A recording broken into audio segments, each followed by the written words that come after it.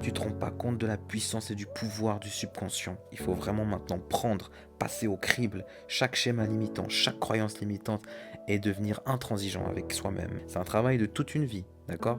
Mais quand on a commencé le gros morceau, et c'est ce gros morceau de cette phase de déprogrammation, un renouveau nécessaire, et ben quand on a commencé avec ce gros morceau, après c'est fluide parce qu'on les repère. On les repère, on les détecte. Ah, non, croyance limitante, ça ne m'appartient pas. Pourquoi? Non. Tu penses que c'est trop tard pour changer de carrière? Eh ben écoute, non, moi je pense pas. Je pense qu'on peut tout expérimenter à n'importe quel âge. Ah, tu penses qu'il faut avoir un certain niveau de connaissance pour commencer à s'exprimer sur un sujet? Ah non, moi je pense pas. Moi je pense que quand on se sent prêt, il faut y aller. Je pense qu'il faut y aller assez intuitivement. Et c'est en commençant qu'on apprend.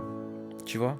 Interroge la validité de ses croyances en permanence. C'est seulement et uniquement, comme je l'ai déjà dit dans le pouvoir de la manifestation, c'est seulement en se libérant de certains poids que tu vas pouvoir aller à la rencontre de ta vérité, que tu vas pouvoir faire ta propre connaissance. C'est ce qu'on appelle après l'ouverture de conscience. Ta réalité extérieure et matérielle va commencer à refléter ce changement intérieur de déprogrammation et de reprogrammation.